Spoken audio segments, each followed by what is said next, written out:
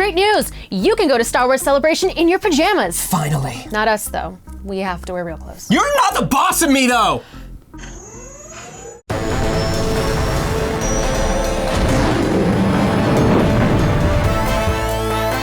This week on the Star Wars Show, the animation supervisor for Rogue One, Hal Hickel.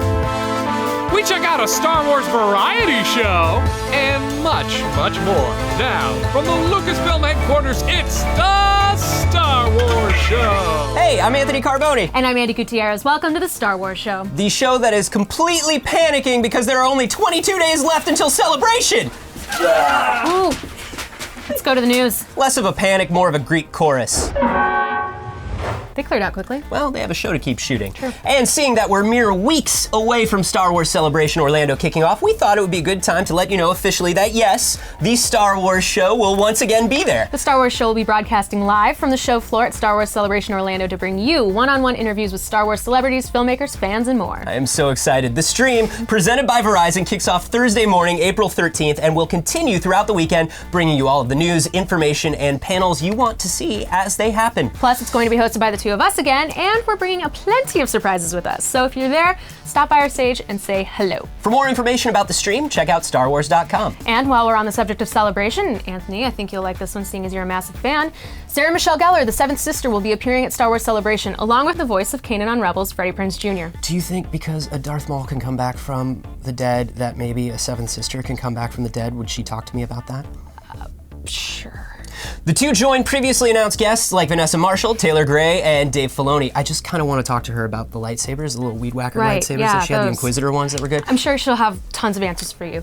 LEGO has just announced a brand new Snowspeeder set. The T-47 Snowspeeder consists of 1,703 pieces and includes a Rebel Snowspeeder pilot and a Snowspeeder gunner who may or may not feel like he can take on the Empire by himself. It's not Dak. In my headcanon, it is. The kit also comes with a display stand and plaque and will make its official debut to the public at Star Wars Celebration and will go on sale on May the 4th. Finally, this week, IDW has announced that they'll be publishing a new book next month, reprinting, for the first time ever, the classic Star Wars newspaper comic strips from 1979 to 1984 in a 3-volume series. The first volume, which you see right here, contains all 575 sequential comic strips from March 11th, 1979 to October 5th, 1980, including Color Sundays. I was flipping through it earlier. It's a really nice book. The first volume is available this May.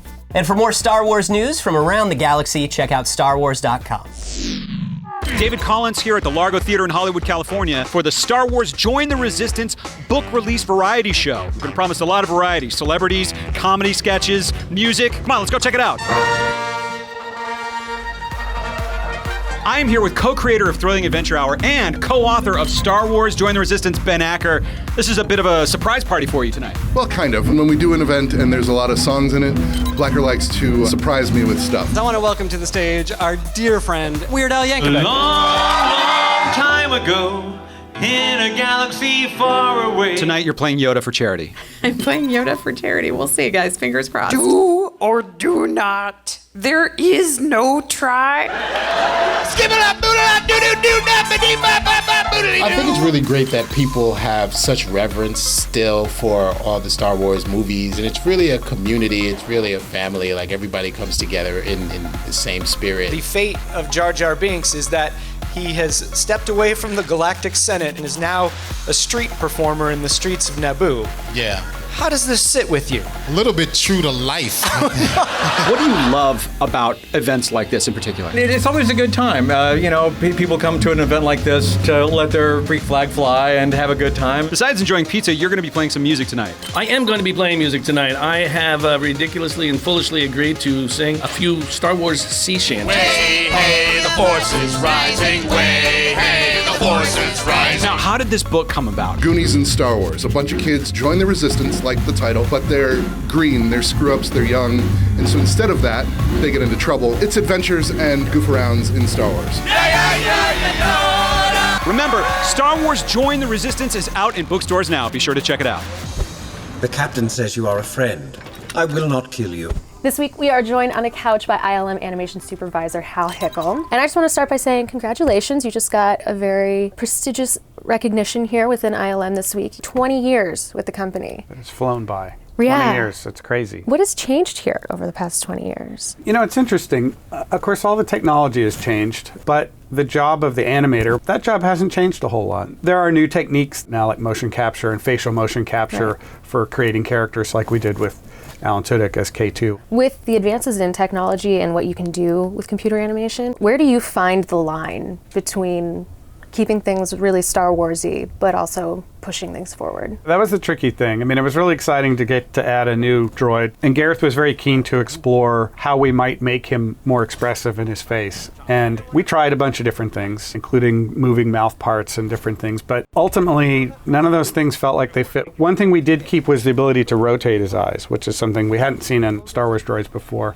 and that helped communicate thinking more than anything else. You also worked with Neil Scanlon. Can you tell me a little bit about that process? We got to collaborate with them on one creature, mainly because that creature's role kind of changed a little bit from its inception, and this was Bor Gullet. So they built Bor Gullet originally to kind of sit in a corner with the tendrils reaching out to do its interrogating, but it was decided later to have a sort of grander entrance for Bor Gullet, and so we had to kind of graft on a bigger CG body with bigger tentacles, but the head of it and the close-ups of the eyes and things are still Neil's group. When you saw Star Wars, the story goes that you wrote Gary Kurtz your plot for a sequel, correct? Yeah, I heard they weren't going to make a sequel, and I sent this letter off, and a little while back I got a very kind typewritten letter from Gary Kurtz's assistant, Bunny Alsop, who was very sweet. She personally answered my letter, and it was on this very cool Ralph McQuarrie letterhead. On the one hand, I was sort of crushed, but it sort of sunk in later how cool it was. And you held on to it. I held on to it,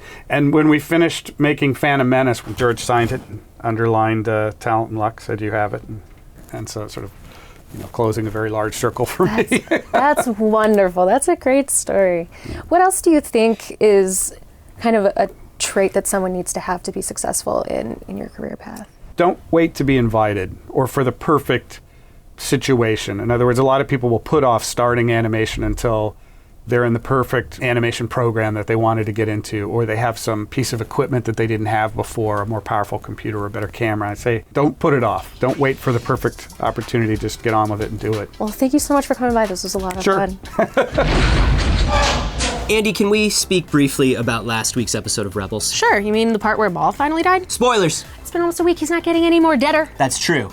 The second time you die is the final death. Yeah. Biologists agree on this. It's science. Mm-hmm. And now, to honor his legacy, we want to see your version of Maul's now infamous Kenobi scream. Take a video of yourself and submit it to us on Twitter with the hashtag Kenobi! That's 5 eyes. 5 eyes. Not 4 eyes, not 6 eyes. 7 is right out. And we will show our favorites on next week's episode. Thanks for watching, and may the Force be with you. Kenobi! That had 6 eyes. Wow. Willing to judge. Willing to set the rules. Gutierrez! No.